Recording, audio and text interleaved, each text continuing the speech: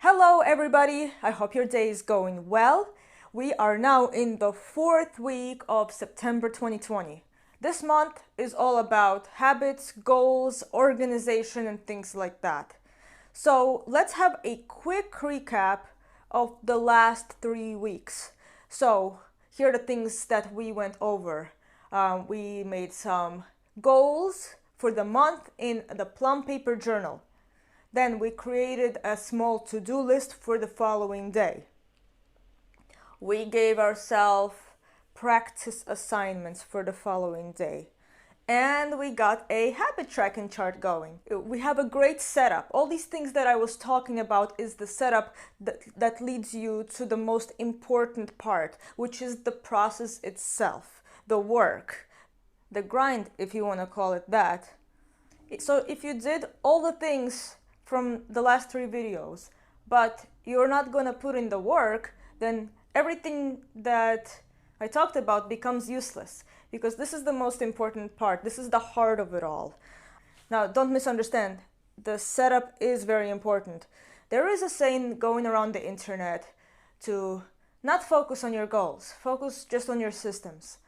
Now, I don't completely agree with that saying, because if you're gonna have systems without goals, then it's going to be very directionless and very random, and it's kind of going to make you go around in circles, and it's not going to lead anywhere. So I do think it's important to have the goal set. But essentially, when it comes down to it, about 90% of your focus should be on the process itself, the deep work.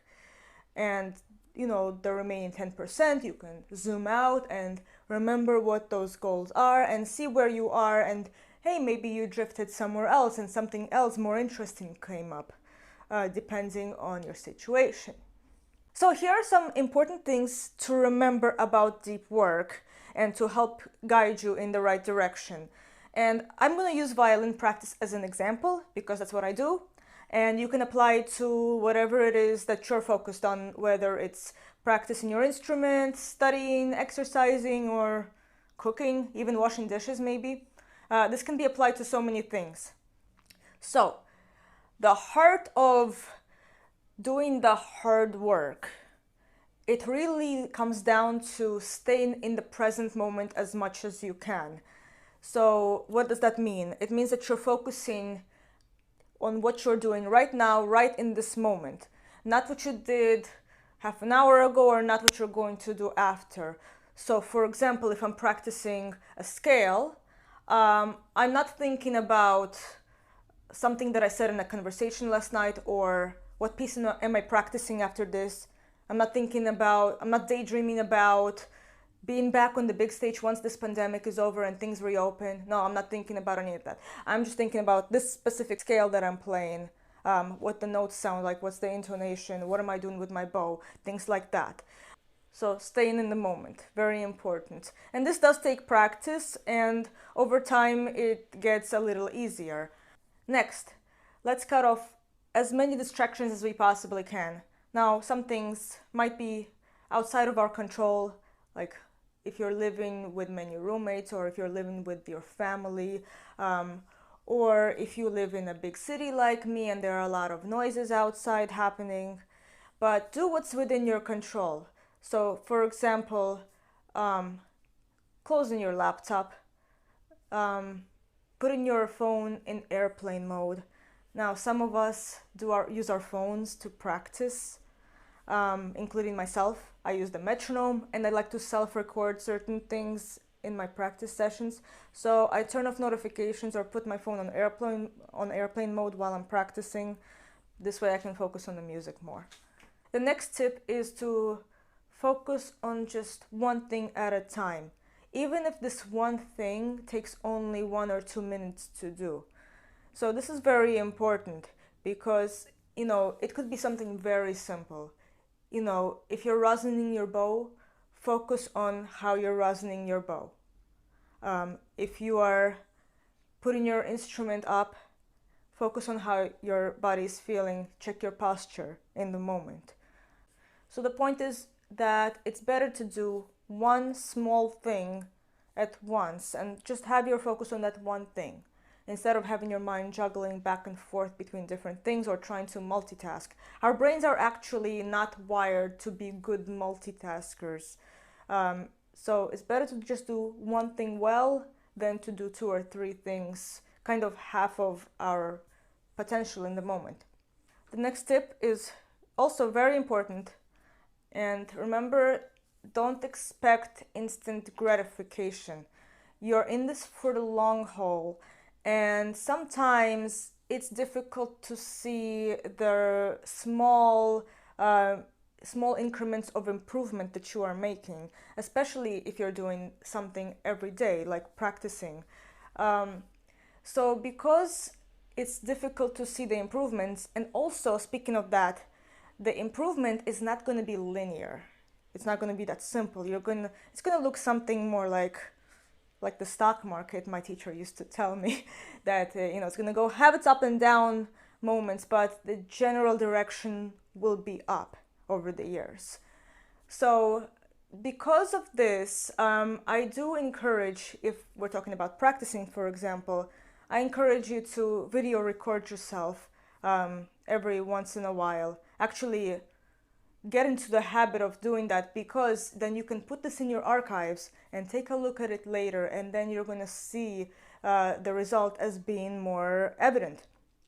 Actually, on Instagram, over the last several years, there has been a trend of the 100-day practice challenge inspired by Hilary Hahn. So basically, for this 100-day practice challenge, the idea was to record small practice clips for 100 days and save them on Instagram, or you can even save them on your computer if you don't want to share it in public. So I actually did this practice challenge twice myself, and what's great now is that I can look back at these videos and I'm gonna see the results of my work as being much more evident. Okay, so finally, this deep work, it's all about paying attention to the small details. These are the details that can be completely unnoticed if you are zoomed out.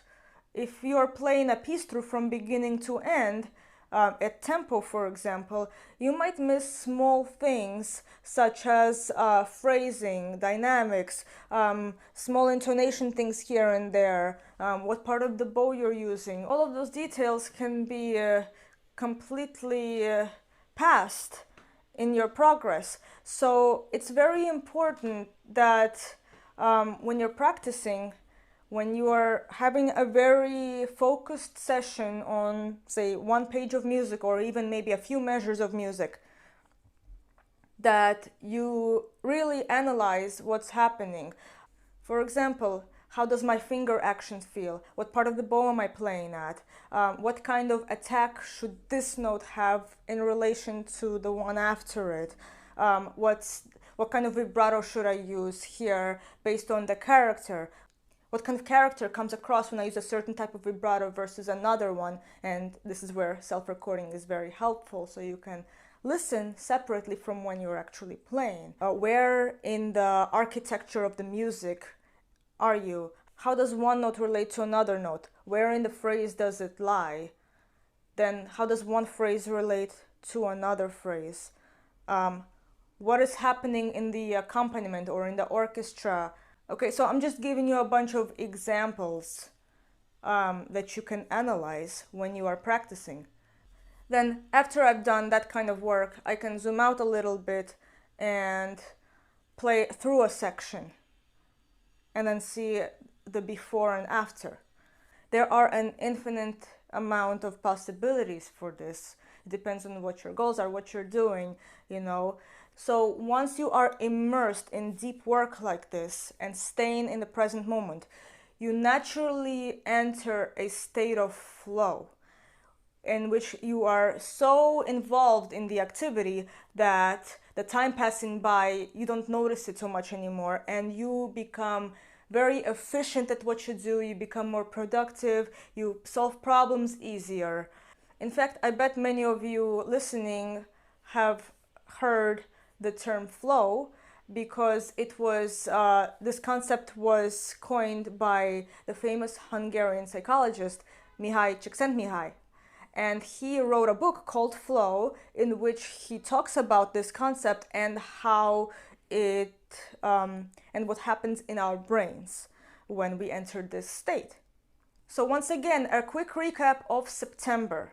We started with our goals, we went to our to-do list, and then we created a habit tracking on the side that's happening at the same time with our to-do list, and then we zoom in into each day, each session, each moment. And then after that we zoom back out and repeat the whole process. Okay, so I hope this has been helpful for you. Please let me know in the comments below, what is it you're working on right now? If you like this video, don't forget to share it with a friend or colleague. Hit the like button. If you did not like this video, hit thumbs down, but hit it twice. Subscribe, hit the notification bell, and I will see you next week.